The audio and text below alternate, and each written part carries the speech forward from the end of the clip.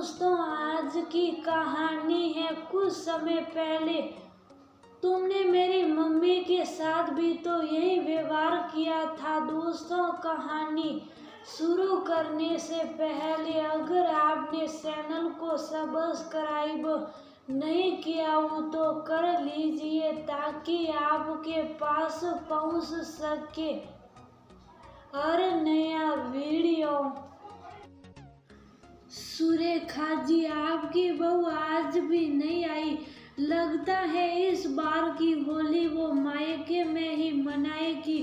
सुरेखा जी से पड़ोस की औरतों ने पूछा, बहन जी किसी को क्या कहे, जैसे बच्चों को सही लगता है बस वही सही है। ये कहकर सुरेखा जी अंदर आ गई। सुरेखा जी बहुत ही सामाजिक महिला। अभी 3 साल पहले उन्होंने अपने इकलौते बेटे विपुल की शादी की थी। विपुल की पत्नी सविता कुछ अलग ही स्वभाव की थी। उसे घर परिवार के साथ में रहना पसंद नहीं था। वो बस विपुल के साथ रहना ही पसंद करती थी।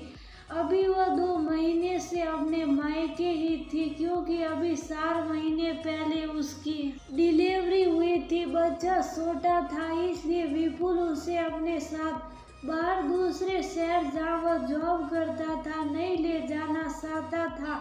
सास ससुर के साथ गांव में रहना सविता को पसंद नहीं था, इसलिए वह बच्चे होने के 1.25 महीने बाद ही अपने मायके चली गई थी और अब होली पर भी नहीं आ रही थी। बहन जी, आज तो बहू को आ ही जाना चाहिए था। ये तो आपकी बहू की बहुत गलत बात है। ये कोई तरीका थोड़े होता है बहुओं का।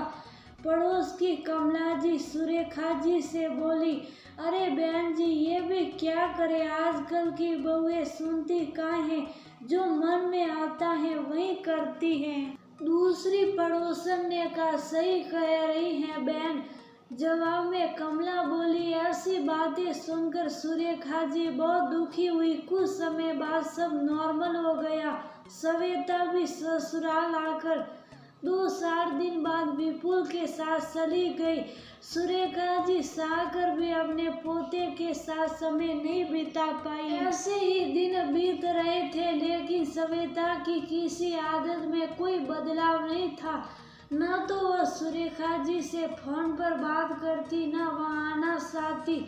आती भी तो अगले दिन ही अपने मायके चली जाती। सुरेखा जी अगर कभी कुछ कहती भी तो उन्हें उल्टा ही जवाब मिलता, इसलिए वो चुप ही रहती। इसी तरह समय बीत रहा था। सविता के भाई की भी शादी हो गई थी।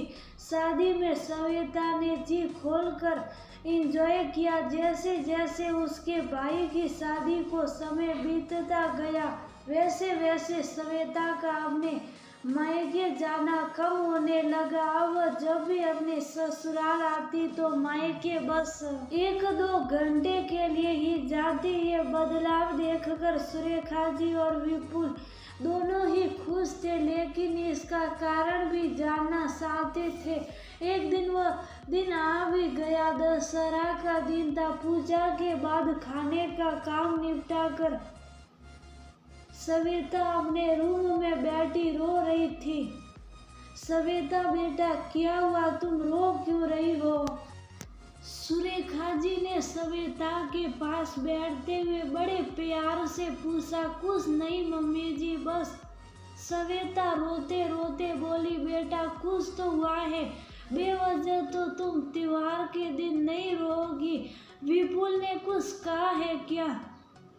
सुरेखा जी ने कहा, नहीं मम्मी, वो ने कुछ नहीं कहा, वो बस मैं मम्मी खुद बात कर रही थी तो रोना आ गया। वो भाभी घर पर दशहरा की पूजा किए बिना ही भैया को लेकर अपने मायके चली गई, इसलिए मम्मी बहुत परेशान थी। रोते हुए सविता बोली, कोई नहीं बेटा, सब ठीक हो जाएगा, तुम परेशान मत हो। सुरेखा जी बोली, जब तुम्हारी मम्मी के साथ ये सब हो रहा है तो तुम दुखी हो रही हो। कुछ समय पहले तुमने मेरी मम्मी के साथ भी तो यही किया था, तब दुख नहीं हुआ था। पीछे से आता हुआ विपुल बोला, ऐसे नहीं कहते विपुल। सुरेखा जी ने विपुल को टोकते हुए कहा, सॉरी मम्मी जी, मुझे माफ कर दीजिए, मैंने आप सबके साथ बहुत गलत व्यवहार किया।